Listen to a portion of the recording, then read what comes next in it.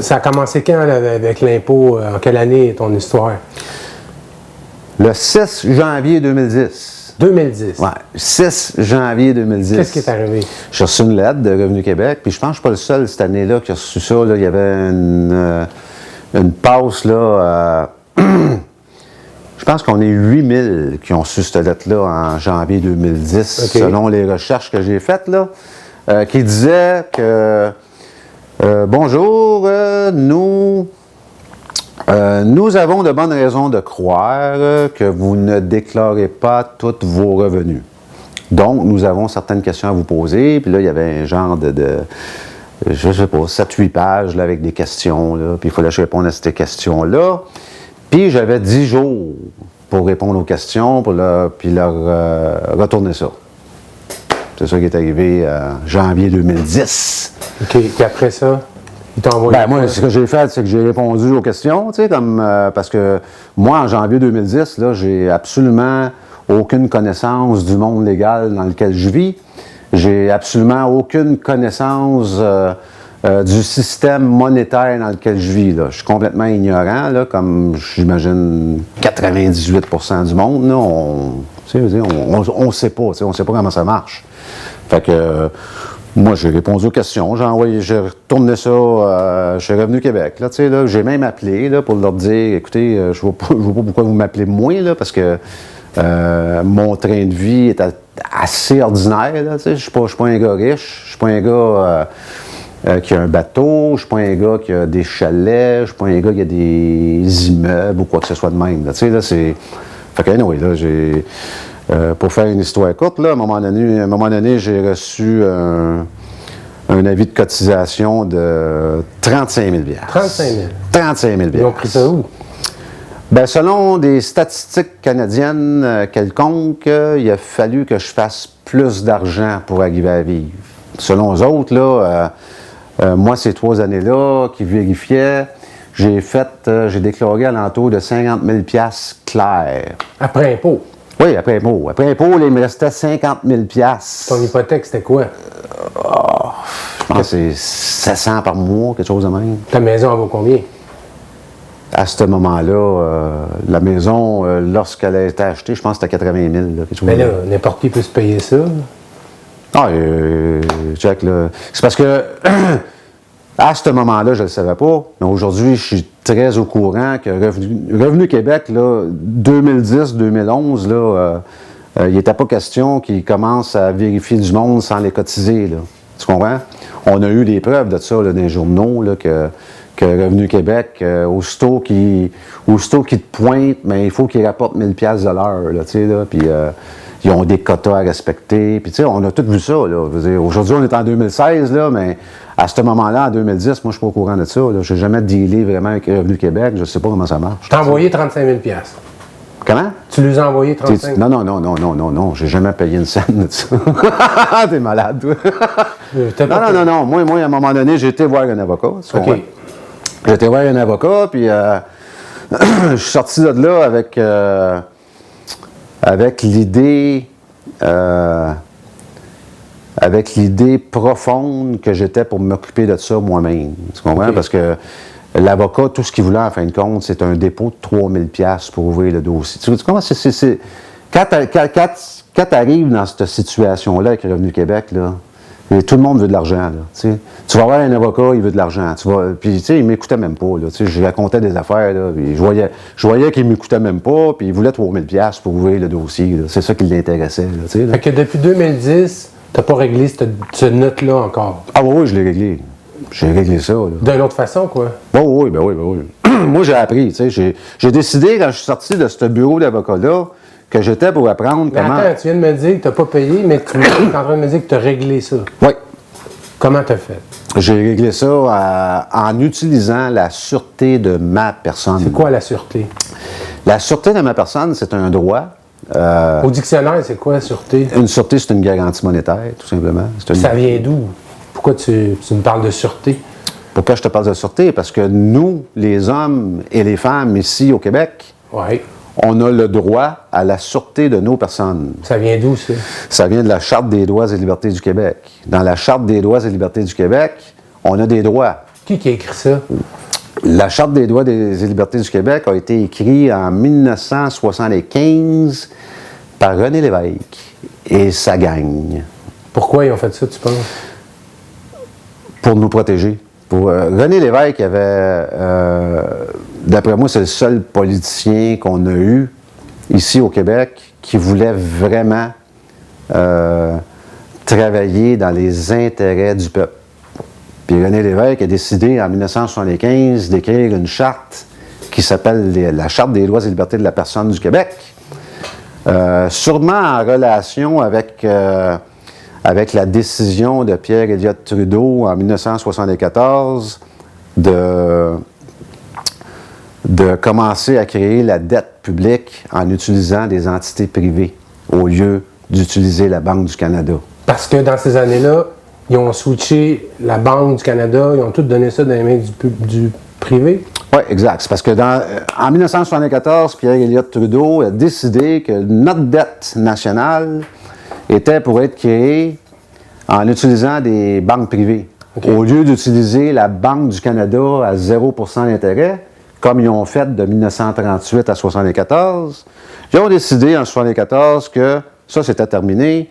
Puis maintenant, on utilise des banques privées pour créer notre dette à 3-4% d'intérêt. Okay. Tu comprends? Autrement dit, en 1974, Pierre Elliott Trudeau, il nous a vendus sur le marché boursier.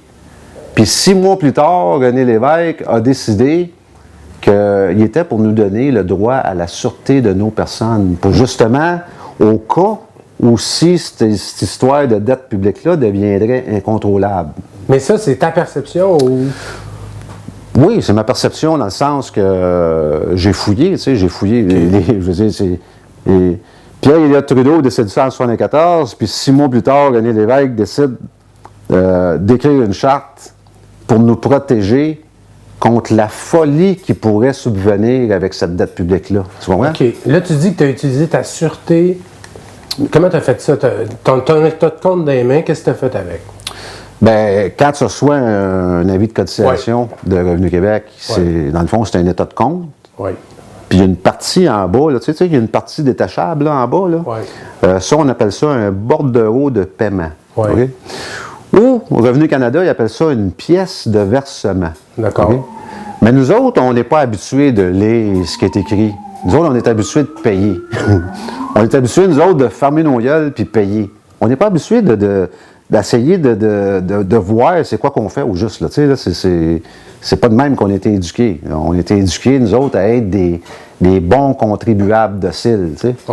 Mais si tu checkes pièce de versement, ça te le dit, ça te le dit en pleine face que cette affaire-là, c'est une pièce qui va servir à verser quelque chose. Okay. Hein? Bon, encore là, c'est pas quelque chose qu'on nous apprend, OK? Mais moi, j'ai tout appris ça. Moi, j'ai appris comment fonctionne le système légal au complet, puis j'ai appris comment fonctionne le système monétaire au complet. Fait que moi, je suis au courant que je peux transformer cette pièce de versement-là en lettre de change, OK? Je sais c'est quoi une lettre de change, je sais c'est quoi... je sais qu'est-ce que je peux faire avec. Je suis au courant ici au Canada qu'il y a une loi qui s'appelle la loi sur les lettres de change. Tu sais, c'est pas pour rien qu'il y a une loi qui s'appelle la loi sur les lettres de change. Là. Okay. C'est pas... ils ont pas... Cette loi-là n'existe pas juste pour décoration. Là, tu sais, là. Il y a une loi ici au Canada aussi qui s'appelle la loi sur la gestion des finances publiques. OK? C'est pas pour rien qu'elle existe, cette loi-là. Mais nous autres, on n'est pas, tu sais, c'est pas notre domaine, hein, fait qu'on n'est pas habitué à aller fouiller là-dedans, là, tu sais, là. Puis si tu vas voir dans la loi sur la gestion des finances publiques, c'est clairement indiqué qu'une lettre de change, c'est de l'argent. C'est de l'argent légal ici au Canada.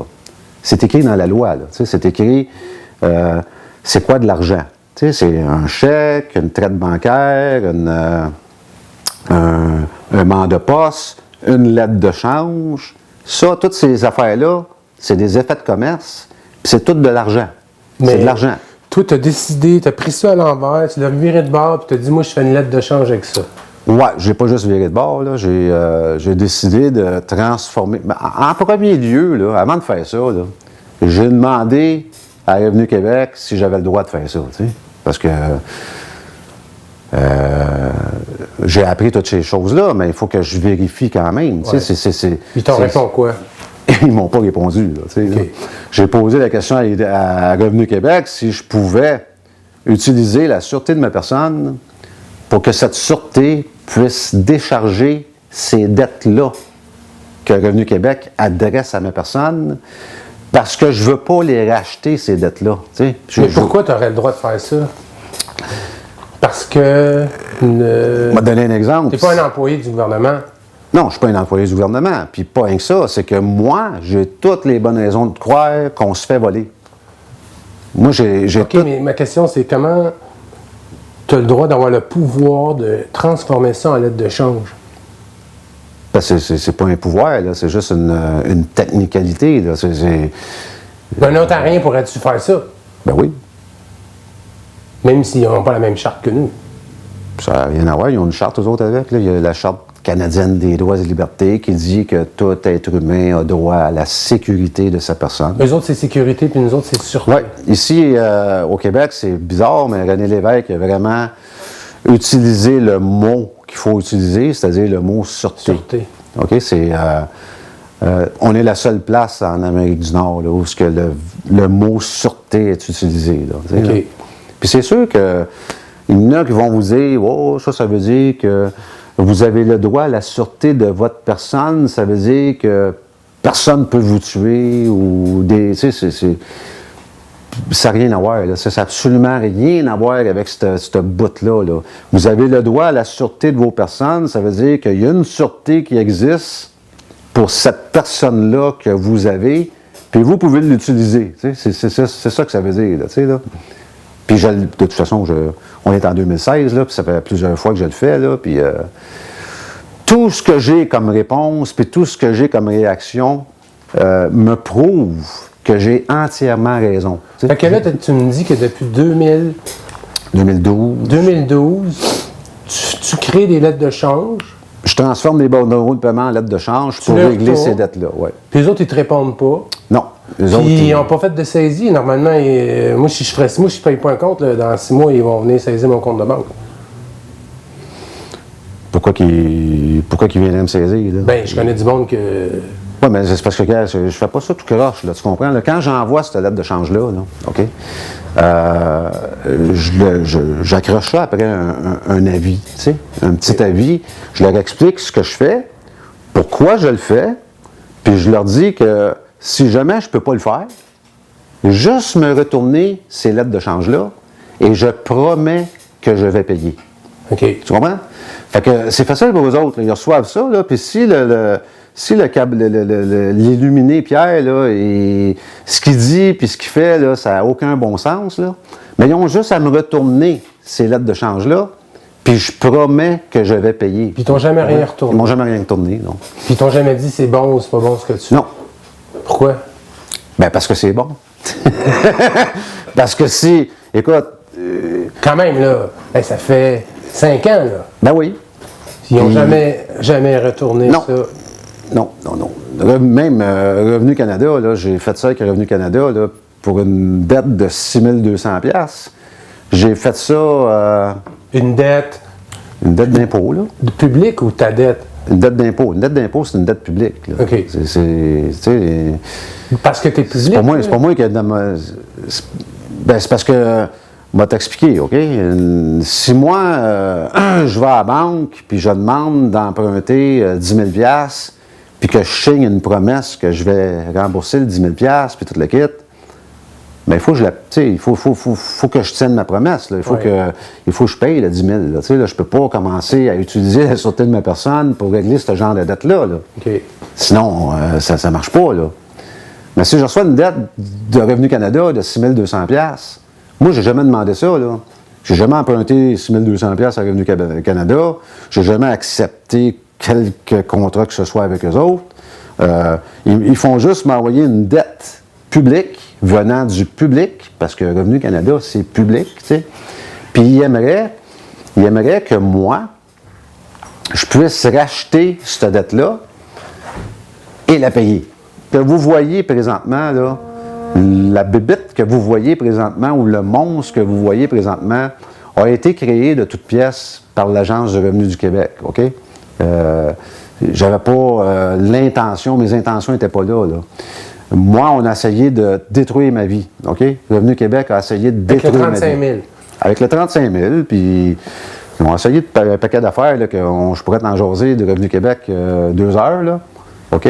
Ils ont essayé de détruire ma vie, puis ça n'a pas fonctionné.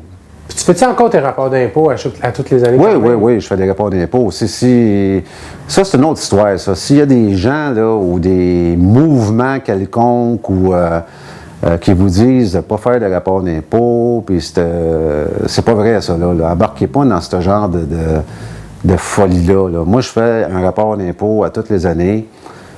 Comme je vous ai dit tantôt, ils n'aiment pas la façon que je le fais, mais en tout cas, je suis en train de négocier ça avec eux autres, là, parce que, bon... mais si vous recevez en gain ou en revenu de l'argent légal durant une année, il faut la déclarer. C'est ce que tu fais. Puis c'est ce que je fais. Puis c'est la loi, il faut le faire. Parce que c'est écrit. C'est même écrit, là, prenez un bill de 20$, là, c'est écrit, ce billet a cours légal. Donc, si vous acceptez ce genre de billet-là, d'argent-là, en tant que gain et revenu, mais légalement, vous êtes pris à accepter la loi qui vient avec. Fait que toi, tu fais ton rapport d'impôt, on t'envoie un avis de cotisation, tu le transformes en lettre de change. Oui, mais là,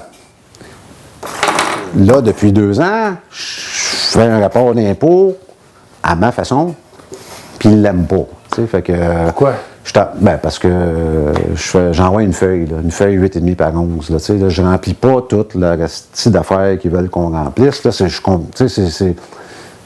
comprends rien. C'est difficile là-dedans. Là, puis c'est pas vrai que je vais aller payer un comptable pour faire un rapport d'impôt. Je ne fais plus jamais ça de ma vie. Là, OK? Parce que j'ai compris aujourd'hui que la vie que j'ai, elle m'appartient à moi. C'est écrit dans la Charte des droits et libertés du Québec que tout être humain a droit à la vie. OK? Donc, s'ils veulent que je fasse un rapport d'impôt à leur façon, puis que ça prend 15 heures de ma vie pour le faire, mais je vais biller. OK. OK? Je vais biller, puis il va falloir qu'ils payent. Sinon, il va falloir qu'ils se contentent de ce que je leur envoie gratuitement. Tu comprends? Moi, faire un rapport d'impôt, ça me prend 3 minutes et 48 secondes. Mais comment tu fais pour savoir combien tu le dois? Ben, je calcule, là. Tu sais, j'ai quand même calculé. Comment je leur dois? Ben, si tu as gagné 50 000. C'est pas à moi à déterminer ça. Si les autres, ils pensent que... Moi, je déclare les revenus. Toi, tu marques que j'ai fait 50 000 Oui. Moi, j'ai fait tant d'argent, puis c'est ça. S'il y a quelque chose d'autre, communiquer avec moi, puis il n'y a aucun problème. Là. S'ils ont un bill à m'envoyer, qu'ils me l'ont envoyé, je vais m'en occuper, je vais l'administrer, je vais le transformer en lettre de change, puis je vais le renvoyer, puis c'est tout, là. OK. Moi, je suis prêt à moi, je veux coopérer à 100%. Ils t'ont jamais répondu. Mais dernièrement, Revenu Québec m'a envoyé des menaces, parce que les autres, c'est comme ça qu'ils opèrent, là. Ils m'envoient des menaces. Puis là, ils veulent que je fasse un rapport d'impôt comme eux veulent qu'il soit fait. Puis moi, mais là, je suis en train de leur envoyer un bill pour qu'ils me payent avant, parce que ça va prendre à peu près 15 heures de ma vie faire ça. OK. Puis moi, le 15 heures, mais étant donné qu'il est à moi, qui n'est pas à eux autres, ben je vois pas pourquoi je leur donnerais. Là. Tu sais, là, à un moment donné, quand tu passes du temps pour apprendre quels sont tes droits fondamentaux, tu t'aperçois que tu n'es pas un esclave. Tu t'aperçois que c'est toi le maître de ta vie, c'est toi le boss dans ta vie. Tu t'aperçois que la vie, les heures, les minutes que tu passes à la planète, ils t'appartiennent à toi. Ils n'appartiennent pas à Revenu Québec, ils n'appartiennent pas à Revenu Canada, c'est à toi qu'ils appartiennent. Puis si ces gens-là veulent une partie de ta vie, mais tu as le droit de les biller, là. Puis tu as le droit de le faire gratuitement. Tu sais, je ne dis pas ça pour que tu fasses comme moi, là.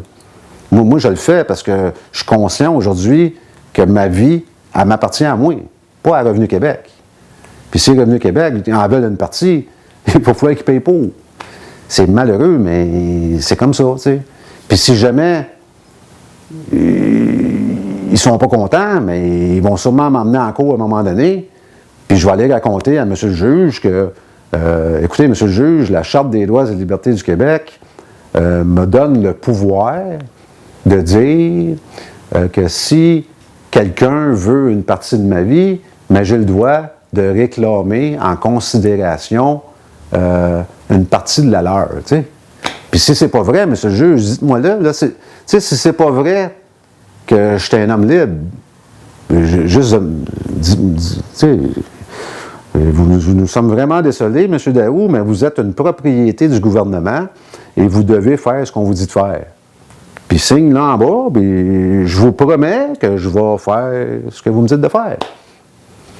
C'est tout, là. Sinon, tu sais, on est libre ou on n'est pas libre. Tu sais, c'est un ou l'autre. C'est pas, il n'y a pas de... Tu sais, puis moi, je suis conscient de tout ça aujourd'hui, grâce à Revenu Québec. Parce que si ces gens-là n'avaient pas essayé de détruire ma vie, peut-être que je ne serais pas conscient de dire aujourd'hui que je serais comme tout le monde. Tu sais, je ne penserais pas à ces choses-là. Là. Mais aujourd'hui, je pense. Tu sais, quand quelqu'un veut une partie de ma vie, ça se peut que je demande quelque chose en considération.